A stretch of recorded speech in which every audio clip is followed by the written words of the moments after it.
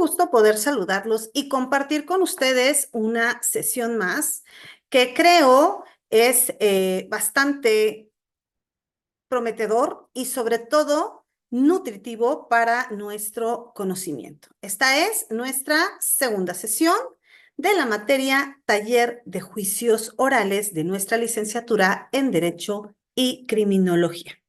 Comentábamos la sesión anterior de estos tres momentos que se viven dentro de una etapa de juicio oral. Nuestra etapa inicial, nuestra etapa intermedia y nuestra etapa de juicio oral. El juicio oral como tal es en el que vamos a tener la presencia de nuestros testigos. Estas personas que ya en su momento hicieron lo propio en la etapa de investigación, en la que fuimos, presentamos una querella, llegamos ante el Ministerio Público y aportamos datos de prueba, entre ellos documentales públicas, documentales privadas y testigos. Personas que saben y les consta qué es lo que nosotros estamos denunciando. Entonces, estos testigos van a ser en su momento depurados en nuestra etapa intermedia y van a hacer acto de presencia justamente en nuestra audiencia de juicio oral. Aquí es donde la fiscalía va a presentar a sus testigos en orden de prelación. Primero la fiscalía, que es la que acusa, y va a presentar a sus testigos sometiéndolos a un interrogatorio. En este arte de interrogar, va a buscar del testigo que les dé los datos que le van a ayudar a demostrar su teoría del delito y sobre todo a probar que el imputado tiene esa responsabilidad que se le está atribuyendo.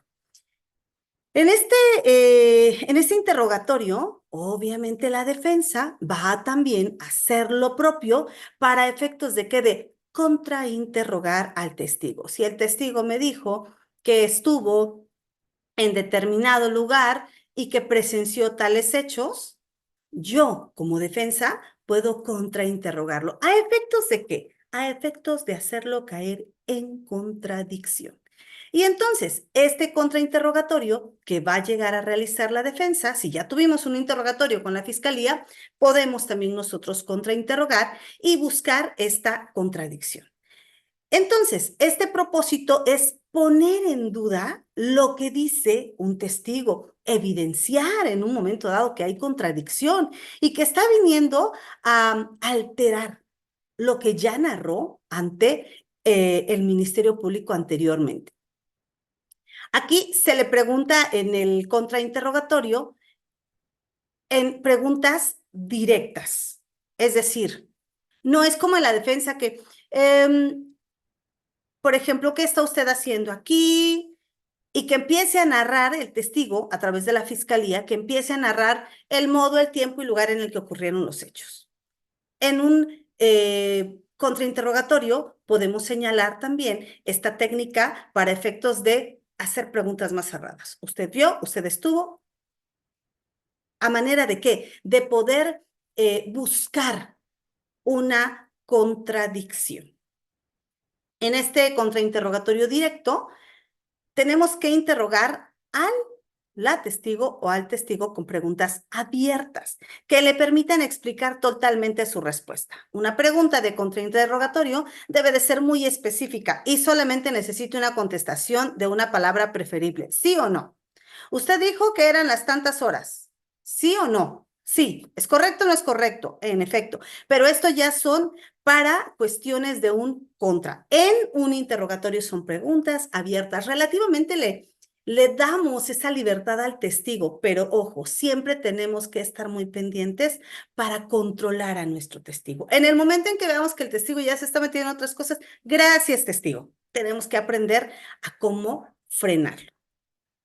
¿Qué poder nos llega a dar el contrainterrogatorio?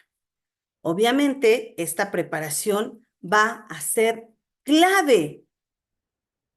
Vamos a hacer preguntas abiertas, vamos a utilizar preguntas también capciosas con moderación y lo que les decía, controlar a nuestro testigo.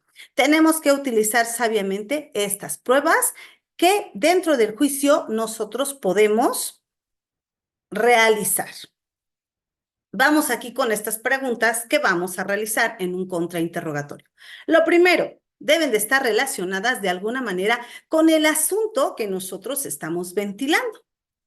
De esos hechos que el testigo en algún momento ya nos habló.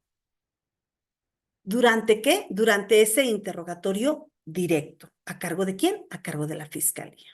Y podemos usar el contrainterrogatorio para señalar inconsistencias en la historia de él o la testigo. Venía de color negro, pero ahorita usted acaba de decir que venía vestido de color blanco. Entonces, está usted falseando la información, el testimonio que ya dio y hacer notar entonces que no concuerda lo que ya nos dijo antes con lo que nos vino a decir ahorita en la audiencia de juicio. ¿Y qué hacemos? ¿Qué hacemos o qué logramos más bien? ¿Cuál es nuestro objetivo? Sembrar dudas de que el testigo está mintiendo y restarle ese valor probatorio.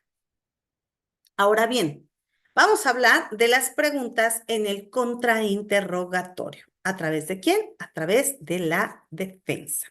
O en su defecto, en un contrainterrogatorio, si la defensa me presenta testigos, pues yo, fiscalía, puedo también contrainterrogarlo. Preguntas cerradas, preguntas sugestivas y preguntas abiertas. En este rubro nosotros vamos a clasificar las preguntas del contrainterrogatorio. Una pregunta cerrada, por ejemplo, podemos obtener información sobre un punto específico. ¿Cuántas diligencias realizó ese día? Preguntas sugestivas. Incluye la respuesta en la pregunta. Induce a responder sí o no. ¿Usted firmó el acta? ¿Usted firmó ese peritaje que tiene en sus manos? Preguntas abiertas. No es muy recomendado para el contrainterrogatorio porque el testigo puede recobrar la credibilidad. ¿Por qué no firmó el acta? Híjole, lo que pasa es que nos llegan demasiados peritajes, pero pues la verdad yo sí la llegué a realizar, ¿no? Y vamos perfeccionando entonces lo que en un momento llegó a ser decadente. Proseguimos, si no existe ninguna duda o comentario.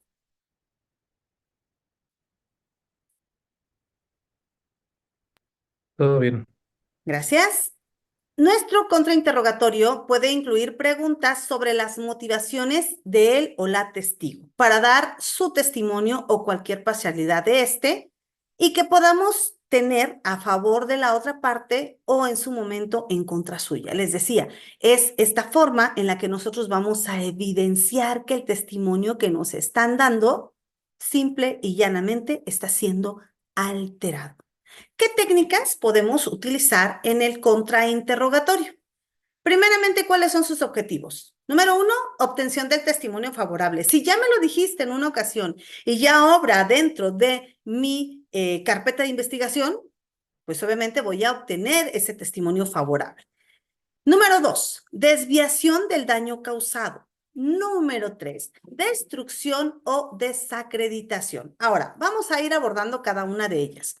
Obtención del testimonio favorable. Buscamos lograr de los testigos adversos aspectos positivos. ¿Para qué? Para nuestra tesis, para nuestra teoría. Desviación del daño causado. Se busca limitar el testimonio adverso sin destruir al testigo o a su testimonio. Es muy importante que en el momento en que nosotros estemos contrainterrogando, cuidemos también la forma en la que le estamos hablando a nuestro testigo, porque es nuestro testigo, debemos de darle esa confianza, porque obviamente se va a encargar nuestra contraria de ponerlo nervioso. Nosotros no tenemos por qué hacerlo, tenemos que darle esa tranquilidad. Destrucción o desacreditación. Se busca desacreditar al testigo y obviamente a su testimonio, haciéndolo caer ¿en qué? En una contradicción. Y como decíamos hace un momento, restarle ese valor de credibilidad ante nuestro juzgador. Los tres objetivos que nosotros acabamos de enunciar no son excluyentes ni de aparición copulativa. Sin embargo, se sugiere en un momento dado para una aplicación cronológica, es decir, obtenemos el testimonio favorable, desviamos en su momento el daño causado y, ¿qué es lo que queremos? La destrucción o desacreditación de este testigo. En el momento en que nosotros estamos en este ejercicio de interrogatorio o contra, podemos en su momento objetar. ¿Qué es la objeción? Es decirle al juez, objeción, su señoría. ¿Pero por qué? ¿Por qué podemos objetar? Según el artículo 373 del Código Nacional de Procedimientos Penales, podemos objetar cuando la pregunta es ambigua, porque puede entenderse de varios modos. Porque es irrelevante, es decir, carece de importancia para el juicio que nos ocupa. Es coactiva, es decir, busca obligar a decir algo a nuestro testigo. Es conclusiva. ¿Por qué? Porque tiene una deducción propia. Es sugestiva. ¿Usted se dedica a hacer préstamos? No, a ver, ya estás sugiriéndole la respuesta. Poco clara, es decir, no es tan fácil poder comprenderla. Puede llegar a ser impertinente, sin referencia a hechos controvertidos. Es decir, no tiene nada que ver lo que le está preguntando, señor juez. Ofensiva, porque agrede verbalmente. Argumentativa, porque intenta convencer de una afirmación. Y múltiples hechos, es decir, no versa sobre un hecho específico. Es bien importante que en este ejercicio nosotros podamos conocer cómo objetar. Objeción. El juez puede decirnos, sustente su objeción, es una pregunta ambigua. Es decir, puede en su momento entenderse de varios modos. O es argumentativa. Y el juez entonces le dirá a nuestra contraria. Al lugar, a la objeción, defensa o fiscalía, hágase cargo de la objeción. Es decir, reformulo, señor juez, y cambiamos la pregunta sin quitar la meta a donde queremos llegar, sin quitar la vista a lo que queremos que el testigo nos diga. ¿Cómo podemos nosotros dentro de la práctica ir construyendo objeciones? ¿Cuál es el procedimiento de la objeción? Primeramente, tenemos que estar muy pendientes de este catálogo. Prácticamente familiarizarnos con estas objeciones que nos marca el artículo 373. Y entonces sí, ya advertimos que es una pregunta prohibida, enunciamos la palabra objeción, señalamos el tipo de objeción, es irrelevante, es coactiva, es ofensiva. Fundamentar la objeción. El juez entonces le dice a la contraria, hágase cargo de su objeción. El objetado defiende su pregunta y puede en su momento reformular. Y el juez, que ya escuchó ambas partes, entonces dice, adelante, reformule, ¿no? O no da lugar a su objeción. Se resuelve la objeción diciendo, ¿es fundada o es infundada? Si es fundada, tenemos que reformular. Si es infundada, la pregunta se tiene que contestar. ¿A cargo de quién? A cargo, obviamente, de nuestro testigo. Les he venido comentando que en materia de oralidad tenemos que aprender a hablar en público. No nos debe de dar temor. Debemos de tener esa gesticulación, debemos contar con esa modulación de voz, con la seguridad. Y esto nos va a ayudar ¿a qué? A argumentar, a poner sobre esa audiencia nuestros argumentos. ¿Para efectos de qué? Para poder realizar nuestros alegatos. Estos alegatos pueden, como decíamos, tener un lema. Y hablábamos que tenemos nuestros alegatos de apertura que son antes de la audiencia. Vamos a demostrar, le prometemos al juez que vamos a cumplir algo. Y una vez que ya desahogamos nuestra pasarela de pruebas, entonces realizamos nuestro alegato de clausura y decimos, podemos arrastrar un tema, el mismo que en su momento dijimos en el alegato de apertura, y ahora decirle, ya lo acreditamos, ya lo cumplimos. ¿De qué forma vamos a estructurar nosotros estos alegatos? El lema, que bueno, es recomendable y adaptable a cualquiera de los temas o de los casos que vayamos a ventilar. las proposiciones fácticas, lo que ocurrió. De hecho, el medio probatorio que la sustenta. Si yo digo que mató, si yo digo que atropelló, si yo digo que robó, tengo entonces que manejarme con con un medio probatorio que sustente mi actuar. ¿Y qué logramos en el contrainterrogatorio? Pues obviamente hacer hablar a nuestro testigo en audiencia y lo que ya nos dijo ante el Ministerio Público, hoy por hoy poder acreditarlo en juicio. ¿Qué trata o qué trató de hacer en su momento la contraparte? Bueno, hacer notar que él dijo que iba a acreditar y que iba a ofrecer medios y datos de prueba en los cuales nuestro representado, pues tenía, obviamente, dentro de la teoría del caso de nuestra contraria, la... Y algo bien importante, humanizar el caso. Hoy, en materia de derechos humanos, sabemos que el estandarte para los juicios orales justamente es la protección a los derechos humanos, el fundamento legal, la presunción de inocencia, en su momento el acceso a la justicia, ¿no? Y solicitamos el fallo. Obviamente, vamos a seguir casados con nuestra teoría del caso de que nuestro representado es inocente. Por lo tanto, en el momento en el que su señoría se dicte pronunciarse en la sentencia, lo absuelva de todas y cada una de las cuestiones que le imputa la fiscalía y el EMA. Dentro de este alegato, como les decía, es muy importante manejar nuestro tiempo pasado. Quedó acreditado. Los medios probatorios que en su momento nosotros desahogamos en la audiencia, lo que logramos con el contrainterrogatorio. Por eso es bien importante que podamos estar atentos al tema de las objeciones. Si algún testigo en su momento declaró una cosa diversa a lo que ya había declarado, hacer notar la contradicción. Y les decía, el tema de la humanización del caso. Este tiempo pasado, este tiempo presente, lo que ocurrió, lo que te prometo y lo que va a pasar. Ahora, en este tema, el tema de la ética, ¿qué tan éticos podemos ser para litigar?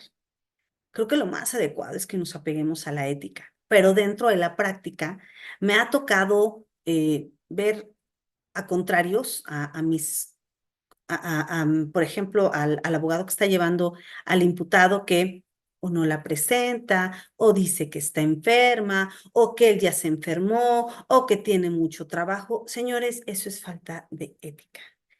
El que nosotros vengamos a mentir a una audiencia es falta de ética. Esta responsabilidad que nosotros como abogados podemos tener, saben que puede llevarnos también a faltar a una probidad jurídica y en su momento a prestarnos a que la justicia se dilate. Y muchos podrán decir, pero es estrategia de litigación. Sí, a manera de comentario. Desde el 2019 inicié una querella por fraude. Estamos en el 2024 y no se ha podido llevar a cabo la audiencia inicial. ¿Por qué?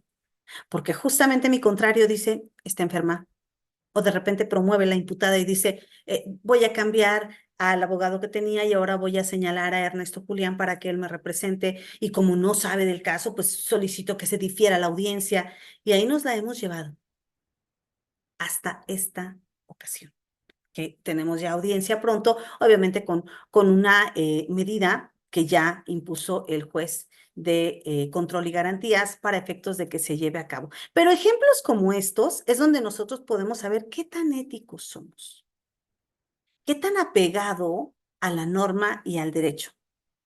Creo que en materia de litigio también debemos de ser éticos. No podemos alterar los hechos y mucho menos dilatar la justicia. Y tristemente, esto ocurre. Entonces, la ética es este eje de transversalidad del sistema penal acusatorio y bajo la cual nos debemos regir todos los actores procesales. Ministerio Público, ofendido, asesor jurídico, imputado, defensa. Figuras que cuentan con un código de ética. Pero ¿qué tanto lo llevamos a cabo? ¿Qué tanto lo podemos cumplimentar? Lo más correcto es que, pues, la justicia fuera eso, apegada a la justicia, a lo que es justo, darle a cada quien lo que se merece. Y para efectos de manejarnos en una ética, tenemos que movernos en respeto y paz, dignidad, perseverancia, honestidad, responsabilidad, laboriosidad, solidaridad, lealtad y tolerancia. Desafortunadamente en la práctica, pues nos encontramos con colitigantes que cuál respeto, que cuál paz, cuál perseverancia, mucho menos cuál honestidad, cuál solidaridad y mucho menos esta lealtad y tolerancia. Y eso va haciendo que hoy por hoy lo que nos prometió el sistema, que fuera de una manera pronta, rápida y expedita, simplemente se dilate. 2019 al 2024. He ahí un ejemplo. Pero para que nosotros podamos movernos en estos principios de legalidad, objetividad, de alcance jurídico, la eficiencia, el profesionalismo, la honradez, la lealtad y sobre todo el respeto a los derechos humanos que consagra nuestra Constitución y tratados internacionales, nosotros como actores para garantizar el debido proceso y justicia deberíamos estar regidos bajo estos principios en buenas prácticas, no en malas prácticas. ¿Preguntas o dudas, estimado Ernesto? No, maestra, todo muy bien. Perfecto. Entonces, una vez que nosotros ya ubicamos y ya identificamos cuáles son las etapas del sistema penal acusatorio, vamos a ubicarnos en esta etapa inicial que decíamos era el control de detención, formulación, vinculación, medida cautelar y plazo de cierre. Espero que ya se haya visto el ejercicio, la actividad que dejamos, para que podamos entonces realizarlo de una manera pues apegada, ¿no? a lo que solicitamos y sobre todo el poder grabarnos. Relativamente con esto estamos agotando el tema que teníamos que ver y agradezco mucho, como siempre, la atención. En el supuesto de que exista alguna pregunta, estimado Ernesto, hágamela saber, sino ya para ir cerrando nuestra sesión. No, maestra. Pues muchísimas gracias. Estamos a la orden. Ahí tienen mi número particular para cualquier pregunta, duda o comentario, sobre todo en materia de la actividad final. Quedo a sus órdenes. Bien, maestra, muchas gracias. Que tenga muy buena tarde, estimado Ernesto. Gracias por su compañía y seguimos en contacto. Al contrario, gracias. Concluimos la sesión. Podemos abandonar el aula.